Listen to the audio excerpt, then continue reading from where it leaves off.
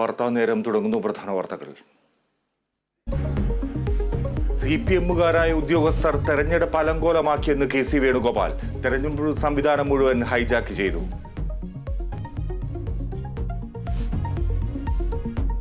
അവരെല്ലാവരും സ്വരത്തിൽ പറഞ്ഞ കാര്യം, എനിക്ക് നേരിട്ട് ബോധ്യമുള്ള കാര്യം, ഈ ഡിലേ വന്ന ബൂത്തുകളിൽ 90% UDF-ന് മേധാവിത്വമുള്ള ബൂത്തുകളായിരുന്നു.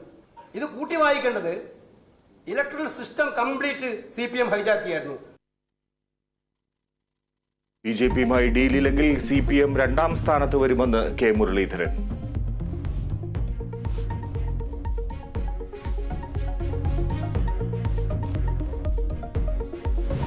സംസ്ഥാനത്ത് ലോക്സഭാ തെരഞ്ഞെടുപ്പിൽ 71.16% പോളിംഗ്. കഴിഞ്ഞ തവണത്തേക്കാൾ പോളിംഗ് കുറഞ്ഞതിൽ മുന്നണികൾ ആശങ്ക. വോട്ടെടുപ്പ് കഴിഞ്ഞതോടെ കൂട്ടിയും കിഴിച്ചും മുന്നണികൾ.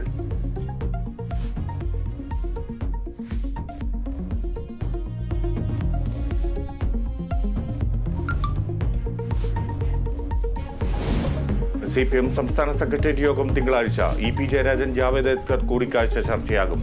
കൂടിക്കാഴ്ച നിഷ്കളങ്കമല്ലെന്ന് തോമസ് ഐസക്. മുഖ്യമന്ത്രി അറിയാതെ സന്ദർശനം നടക്കില്ലെന്ന് KC വേണുഗോപാൽ. കോഴിക്കോട് ഫറൂഖിൽ ടൂറിസ്റ്റ് ബസ് മറിഞ്ഞ ഒരു മരണം, 18 പേർക്ക് പരിക്ക്. അപകടത്തിൽപ്പെട്ടത് തിരുവനന്തപുരത്ത് നിന്ന് ഉടുപ്പിയിലേക്ക് പോയ ബസ്.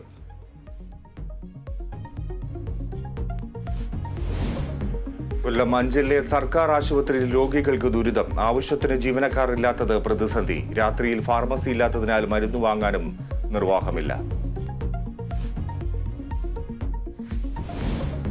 IPL ഇന്ന് 2 മത്സരങ്ങൾ. ആദ്യ മത്സരത്തിൽ ഡൽഹി മുംബൈയെ നേരിടും.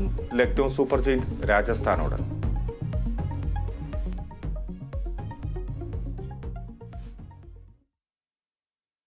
ലോക്സഭാ തെരഞ്ഞെടുപ്പിൽ സംസ്ഥാനത്ത് 71.16% പോളിംഗ്. വീട്ടിലെ വോട്ടും പോസ്റ്റൽ വോട്ടും ചേർക്കാതെയാണ് പുതിയ കണക്ക്. കണക്കിൽ മാറ്റം വരാമെന്ന് തെരഞ്ഞെടുപ്പ് കമ്മീഷൻ അറിയിച്ചു. പോളിംഗ് കുറഞ്ഞതിൽ ആശങ്കയിലാണ് മുന്നണികളും സ്ഥാനാർത്ഥികളും. കൊല്ലത്തുനിന്ന് രാജീവ് വിവരങ്ങളുമായി ചേരുന്നു. രാജീവ്, അന്തിമ കണക്ക് സംസ്ഥാനത്ത് ഇനി വരാനിരിക്കുന്നതേ ഉള്ളൂ. കൊല്ലം മണ്ഡലത്തെ സംബന്ധിച്ച് എന്തൊക്കെ വിവരങ്ങളാണ്? ഈ ഒരു വോട്ടിംഗ് ശതമാനം പൂർണ്ണമായി ലഭിക്കാൻ കഴിഞ്ഞിട്ടുണ്ടോ? എങ്ങനെയാണ് മുന്നണികളും സ്ഥാനാർത്ഥികളും അവരുടെ വിജയപ്രതീക്ഷകളും പ്രതികരണങ്ങളും അറിയിക്കുന്നത്?